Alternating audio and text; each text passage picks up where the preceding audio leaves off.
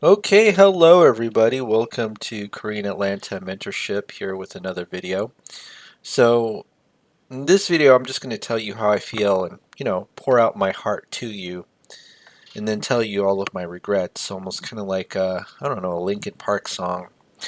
But I don't know why I've been feeling this way, but for the past, I would say, week or so, I've been sleeping way too much and I kind of contributed that to maybe I'm feeling some sort of regret inside my heart.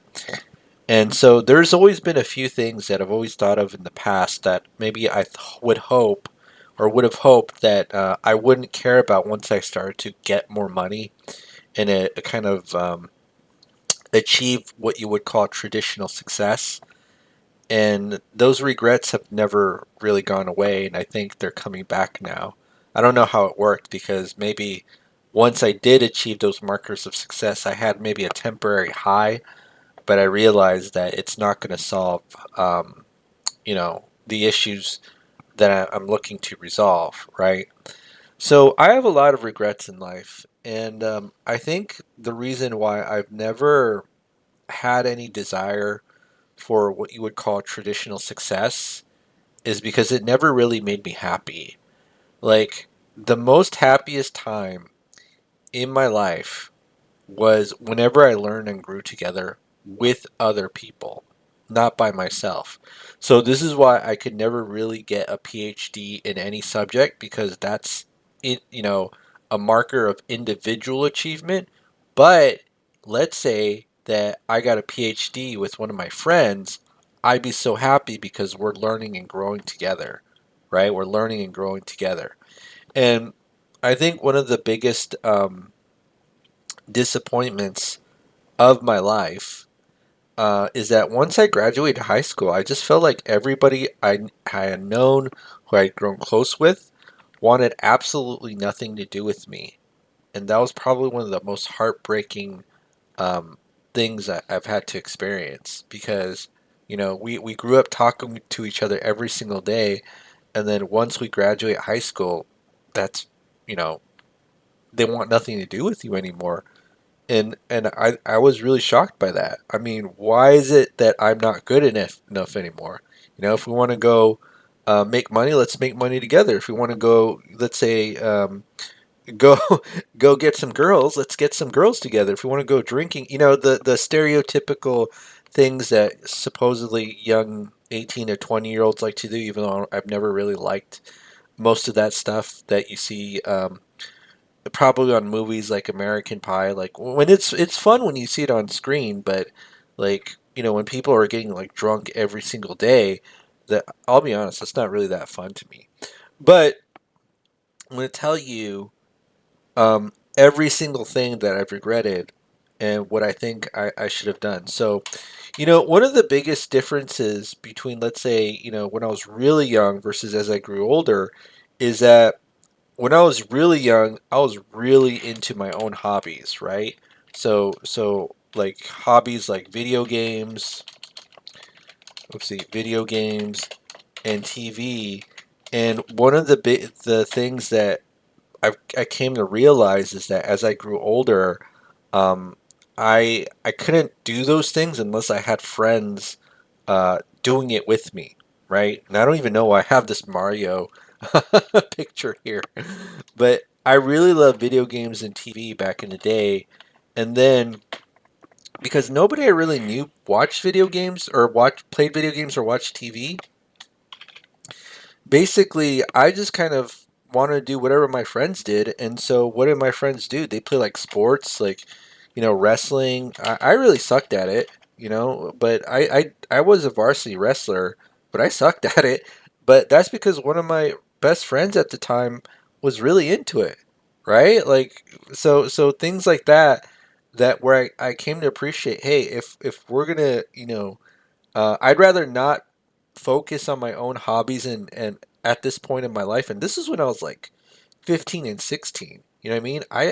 This is when I was like a teenager that I came to realize that I don't really find individual achievement or individual hobbies to be really that fun anymore. Right? I want to do this together with you, not just by myself. And one of the most disappointing things that I've come to realize is that most people don't think like that. Most people are really about individual achievement and just about themselves, and then we wonder why we're all so depressed and unsatisfied. Okay?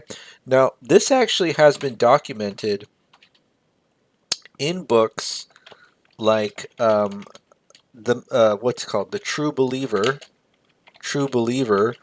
not Belieber like Justin Bieber, Believer by Eric Hoffer.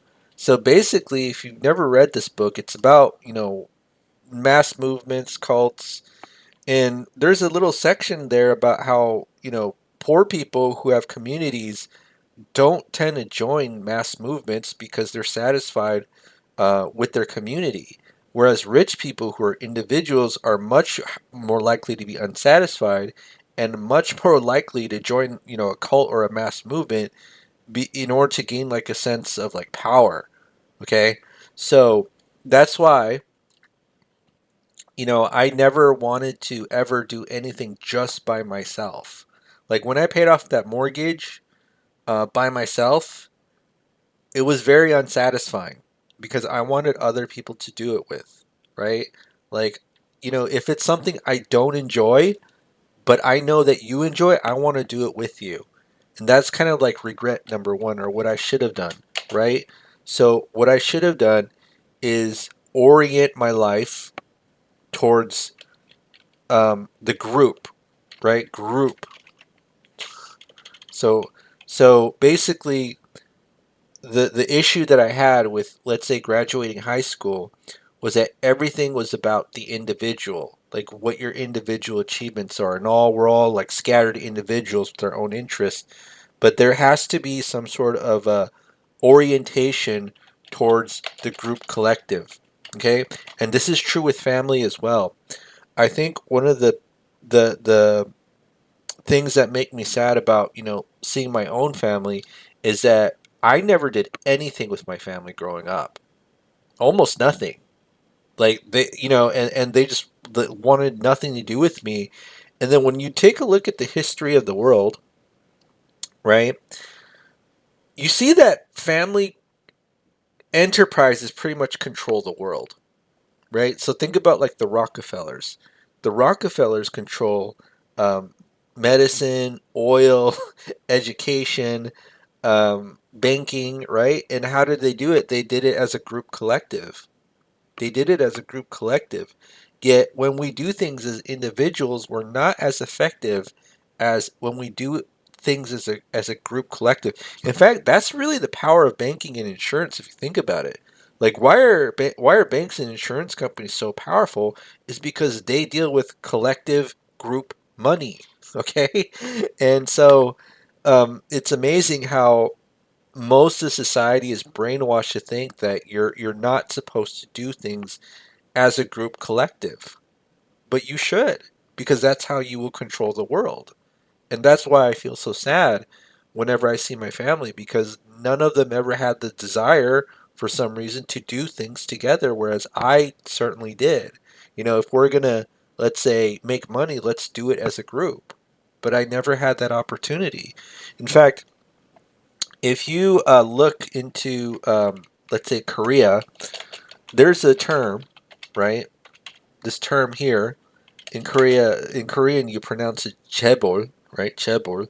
So what is that? I mean, if you take a look here, it's a large family-controlled conglomerate in South Korea that operates across multiple diverse industries, right?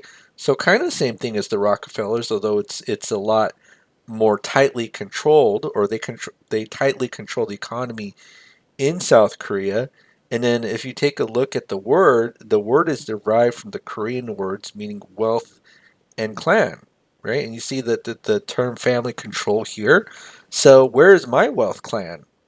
Where is my wealth clan? If I honestly believe that if all of us as a group, as a collective, work together, that we could have pretty much achieved our goals much easier than just doing our own thing individually. But nobody wanted to. They thought that individualism makes you strong, but that's not true. Individualism is just what makes you weak and why nobody can stand up to forces of injustice, right? Because it's just you versus the people who have the real power, who are part of the group collective. See what I'm saying? But yeah, and that's kind of why my biggest regrets, right? This is essentially orientating my life so that everything revolves around this group collective, you know, rather than just doing things on my own as an individual. Happiest time of my life is whenever I did, things with other people that I knew, even things I didn't even like. Like, let's say we did a venture where we made absolutely no money. As long as we did it together, I would have been happy. I would have been much happier not making money together with you than making $1 million by myself. If I make $1 million by myself, that's going to make me incredibly pissed, right? Because where's our opportunity to learn and grow together? It doesn't exist. But yeah, that's pretty much my biggest regret. I guess that's always been carrying uh, me, or that's always been carried inside my heart. That I really wish that I had the foresight to understand that this is what I should have done. Right? Basically, create a culture or society that's aimed towards group collective goals, whether it's money, family, power, control. It shouldn't be based on the individual, right? And I think that's where everybody I know kind of went wrong, where all they cared about was their individual achievements rather than what we can do as a group. And I'm just going to reiterate this one more time. The power of banking and insurance comes from the fact that you have group money. That does right? Like that's where the power of banking and insurance comes from. And if you just apply it to other things, then you can easily control um, the resources that you have at your disposal, right? So, yeah, that's pretty much it for today. So, also before I end, I want to show you the type of video games that I used to be into. So, if we take a look here, Marvel versus Capcom, right? This used to be one of my favorite games. Looks pretty cool, right? Even to this day, the artwork looks so awesome. Anything better than what they produce today. And then, Tekken Tag, games like this. This looks so cool too, right? This is so awesome. And then I used to be a wrestler, and I sucked at it, but I was varsity, but I sucked at it. I was never this good, and I was never this dedicated. But there was a part of me where I liked it more than college because I did it with my friend. Whereas college, I don't know what I did with other people. In fact, I felt like I was just processed in a system than actually doing things together with other people. But yeah. All right, well, that's it for today, folks. This is Karina Lanta Mentorship here with another video. And you can kind of see where this is going. You want to know what's really crazy? Okay. So, as an adult, the only people that I've really shared experiences with are not other men, right? Like, I was thinking, like, in my mind that, oh, it should be so easy to kind of learn to grow together with other men, but that's really not been true. It's usually just been other women. In fact, I remember when like the lockdowns.